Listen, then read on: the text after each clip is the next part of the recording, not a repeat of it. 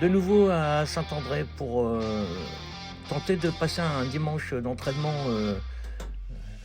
à la fois empreint de fair play mais aussi de dynamisme. Pour l'instant c'était un peu battu quand on est arrivé. D'abord on était très peu et ensuite voilà, comme on peut le voir, le temps n'était pas vraiment de notre côté. Après quelques tergiversations, on a appris que d'autres personnes du team Dallon DTC venaient aussi. Il y avait avec nous aujourd'hui un autre invité, parce que moi je rappelle que je suis juste invité des Dallons. Et puis voilà, on a finalement pu commencer à s'entraîner. Cette fois-ci on a joué que du côté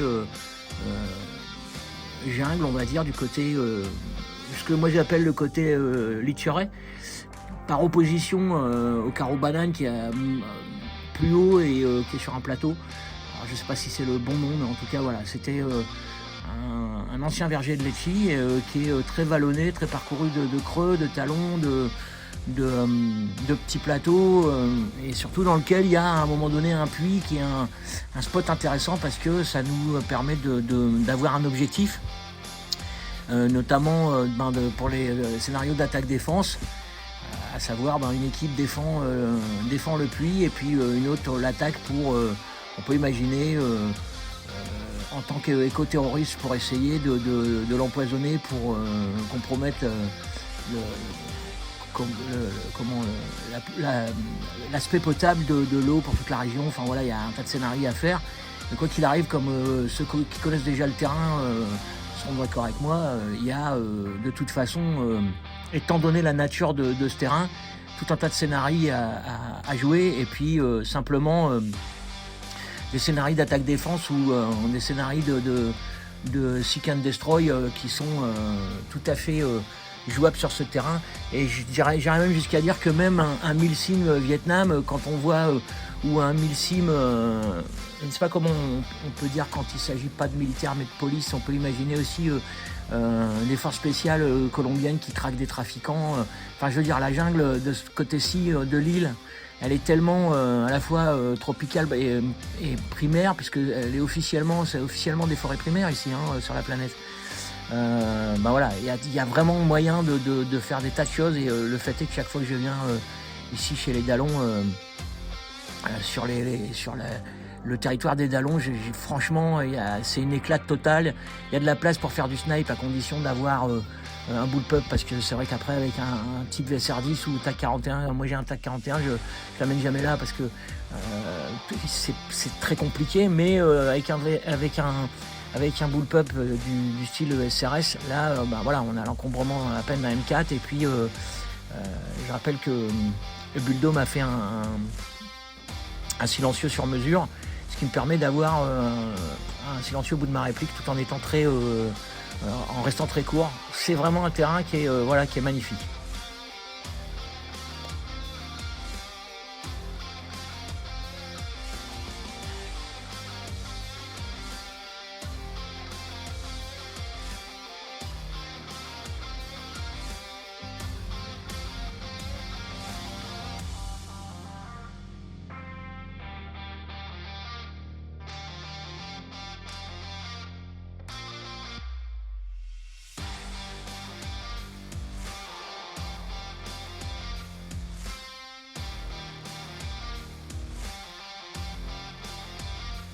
Donc première partie avec Willy, ici à l'écran, qui va être une partie drapeau, une partie donc qui va privilégier la conquête d'emplacement.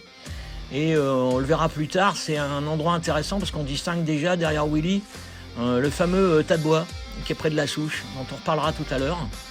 Et un peu plus loin, on se dirige vers l'autre respawn. Alors pour moi le respawn adverse il est pas judicieusement placé, parce que là on constate qu'on est toujours sur ce qu'on appelle le chemin du milieu.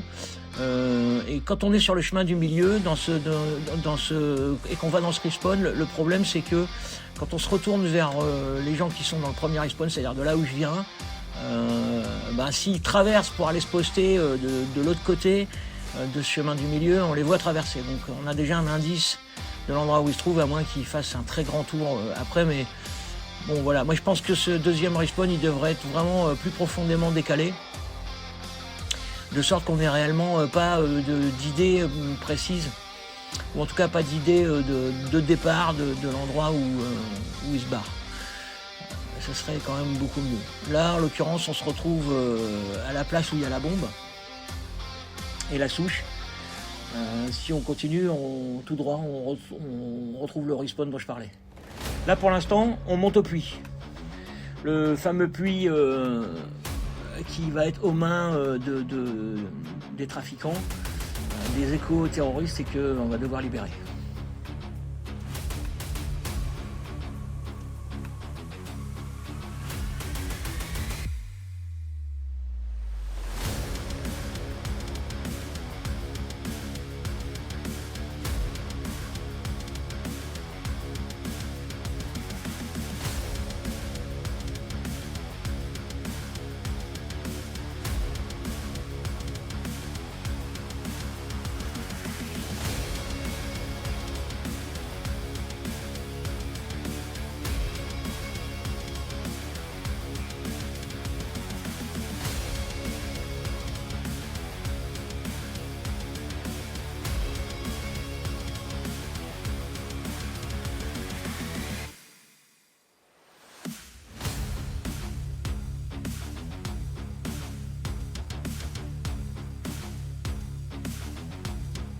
Donc évidemment, endroit magnifique pour un stalker, un sniper comme moi, hein. Donc tout de suite des bons petits spots pour se poser. Alors principalement des parties au MK23 et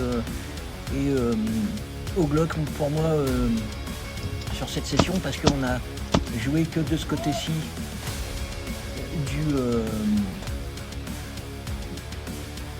du terrain. On n'a pas joué côté pied de banane, et le côté pied de banane est quand même plus propice à des engagements avec une réplique longue. Mais là, je me suis régalé, hein.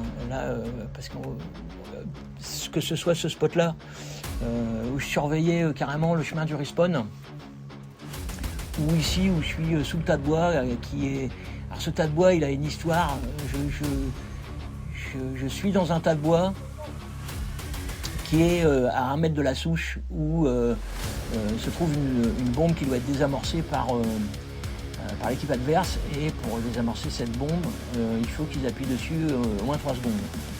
Donc évidemment, nous on est posté autour de cette bombe pour la protéger, parce que cette fois on est méchant, hein. Nous on veut qu'elle pète cette bombe.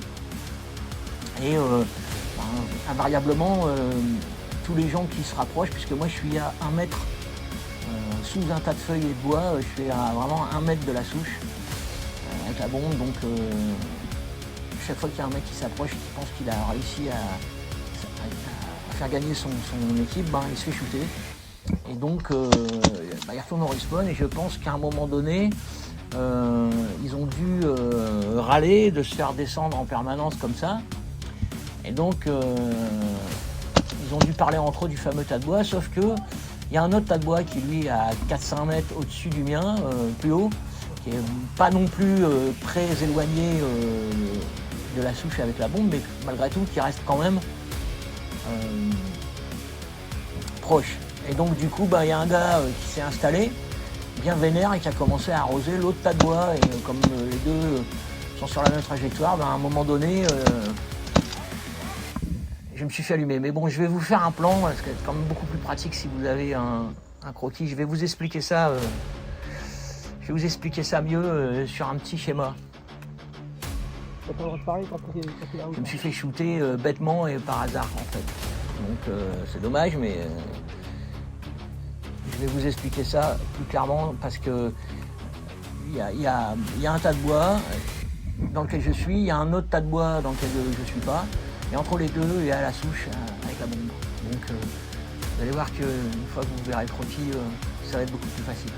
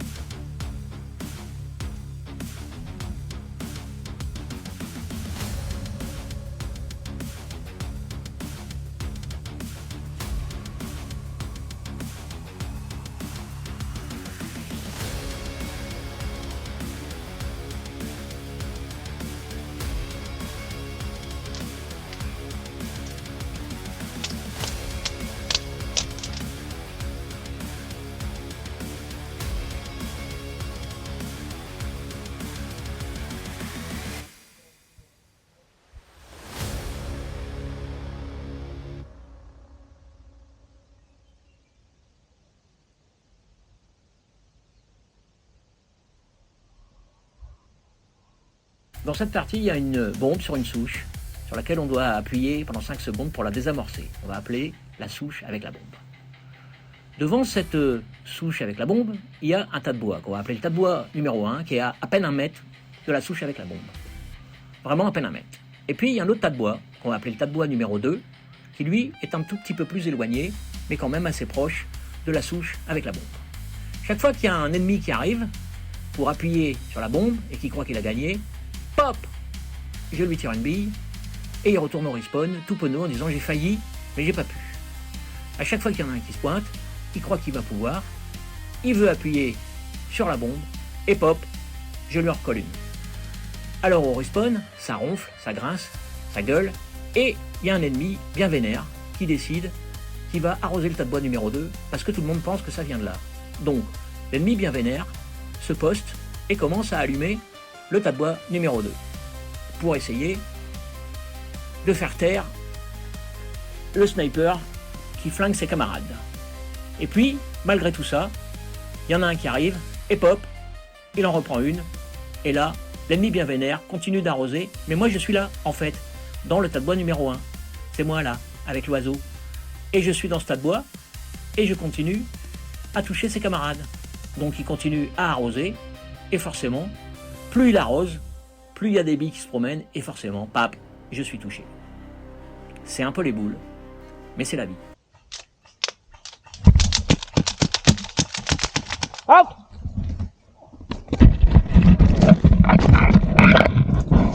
T'es out aussi? À noter que quand je suis sorti de Stade Bois, j'ai perdu la caméra et que voilà, toute l'équipe s'est... d'abord, toute l'équipe m'a aidé à sortir, ce qui a quand même halluciné le gars qui m'avait shooté parce qu'il avait entendu out, mais il savait même pas d'où le out venait, donc c'était assez drôle. Et puis on s'est mis à chercher parce que ma caméra 360 qui m'accompagne toujours dans mes postes de tir à l'intention des gens qui ont un casque VR pour lire mes vidéos sur ma chaîne, et à cette occasion j'ai perdu la caméra. Donc c'est ma ventrale qui filme. Et voilà, tout le monde s'est donné la main pour essayer de me retrouver cette fameuse caméra. D'abord parce que je pense que tout le monde avait envie d'être dessus, ce qui est normal. Et puis ensuite, parce que voilà, ça coûte quand même le prix d'une réplique, une caméra Insta360. Enfin, en tout cas, Dieu merci, on l'a retrouvée.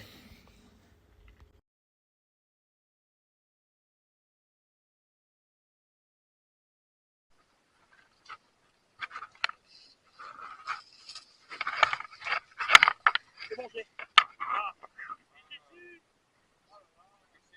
Non, c'est bon, c'est juste qu'elle est encore en route. C'est rien. Merci.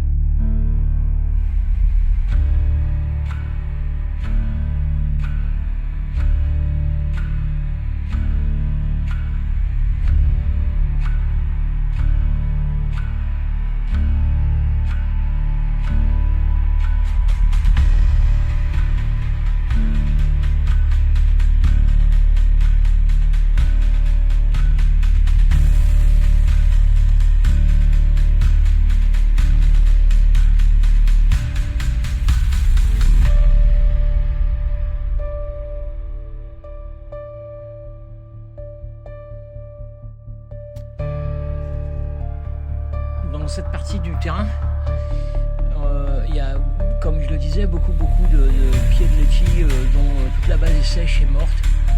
Et mon ghillie s'est pas toujours adapté. Il y a une raison à ça, c'est qu'au départ, on devait jouer à Saint-Pierre. C'est pourquoi j'ai ce ghillie là. Et le mauvais temps de Saint-Pierre nous a forcé à nous rabattre sur Saint-André. On a bien cru d'ailleurs qu'on ne pourrait pas jouer non plus à Saint-André. Mais en l'occurrence, c'est pour ça que j'ai ce ghillie qui n'est pas très adapté. Et évidemment, des gens comme Kevin qui est chef de team, n'ont aucun mal à me spotter. Et du coup, sur cette partie en particulier, je me fais avoir ici par Kevin, qui progresse, que j'entends et que je vois au dernier moment, parce qu'en fait là ça se remarque pas bien, mais je pouvais pas me retourner. Donc évidemment je me suis fait fumer dans une autre partie qui se trouve ici. J'entends derrière moi marcher, pareil, je peux pas me retourner, donc je tire au hasard, mais mon MK23 en plus s'enraye. Évidemment, Dobby en profite pour me faire ce qu'on appelle un pant et out, c'est-à-dire un out de courtoisie, un tir verbal, on va dire, qui permet d'épargner le joueur adverse quand il est vraiment très près et de le sortir quand même. Donc, sur cette action, j'entends marcher. Dobby me dira que avant que je me décide à tirer derrière moi un peu au hasard, il m'avait pas vu, donc j'aurais peut-être dû attendre, mais la dernière fois que j'ai attendu, je me suis fait fumer pareil. Donc voilà.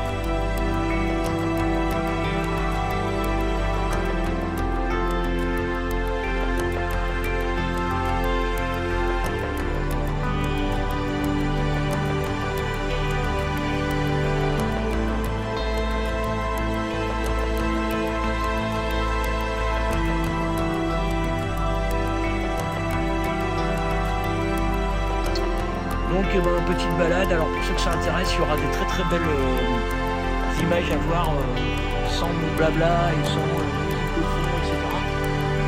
Il y aura une très belle balade durant laquelle j'ai fait un très grand contournement depuis mon spot pour justement aller à la chasse au Dobby, chasser mon parrain et mon camarade, mon ami Dimitri, qui est assez insaisissable.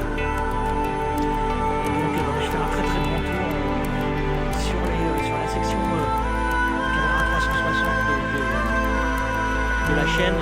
Il y a des caméras qui sont accessibles à ceux qui ont des casques de réalité virtuelle et qui vont m'accompagner dans le silence de la forêt.